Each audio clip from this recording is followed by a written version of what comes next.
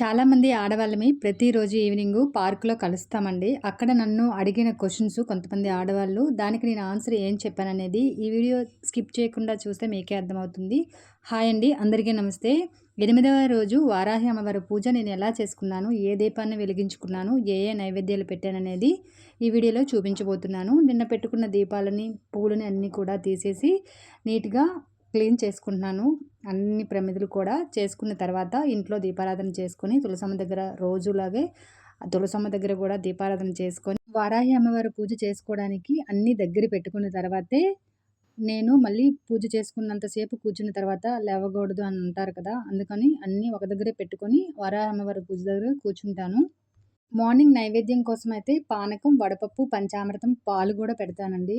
వీటితో పాటు పనస తొనలుంటాయి కదా, అవి పెట్టాను. మొక్కజొన్నలు 2 వైపులా ఇరువైపులా పెట్టి చెరుకు గడ కూడా పెట్టాను అమ్మవారికి ఇష్టమని. అది ఉదయాన్న పెట్టుకున్నాను. పల్లదానం కింద అంటే తాంబూలం కింద యాపిల్, కొబ్బరికాయ కొట్టుకున్నాను. ఈవినింగ్ అయితే నారికేల దీపం పెట్టి పులిహోర చేసి నైవేద్యంగా మళ్ళీ వడపప్పు, పానకం కూడా పెడతానండి ఈవినింగు. ఇది ఈరోజు ఇలా చేసుకున్నాను పూజ. పార్క్‌లో నన్ను 2 క్వెషన్స్ నన్ను అడిగారన్నాను కదా ఆడవాళ్ళు. వాళ్ళకి నేను ఆన్సర్ కూడా ఎలా ఇచ్చాననేది చెప్తానన్నాను కదా. ఫస్ట్ క్వెషను, వరాహ అమ్మవారికి చాలా ఉగ్ర రూపము. నువ్వు తెలిసి గాని, తెలియక గాని ఏమైనా మిస్టేక్ మన ఇంట్లో అవుతదో, అవ్వదో తెలీదు. వైఫ్ అండ్ హస్బెండ్ కూడా ఏమైనా తప్పుగా ఉన్నా సరే చాలా బ్యాడ్ జరుగుతది కదా, నువ్వెందుకు చేస్తున్నావు అడిగారు. నాకు తెలియక అడుగుతున్నానండి. మనం పూజని ఏ విధంగా చేసినా, ఎ ఎలా చేసినా సరే వాళ్ళకి తెలుసు. భగవంతుడికి మన మీద కోపం ఎలా ఉంటదండి నాకర్థం కాదు. మనుషులైతే మనం ఎంత ప్రేమ చూపినా మన ముందు నటిస్తారు. వెనకాతల వెన్నుపోటు పొడుస్తారు గానీ, దేవుడికి అలా ఉండదని నా ఫీలింగ్ అని ఆన్సర్ చేశాను. ఇంకో ఆమె అంటుంది, ఫోన్‌లో చూసేసి ఎక్కడో ఎవరెవరో చెప్పారని చెప్పేసి ఫోన్‌లో చూసేసి చేసేస్తున్నారు ప్రతి ఒక్కరు. హడావిడి, హంగామా చేసేస్తున్నారు.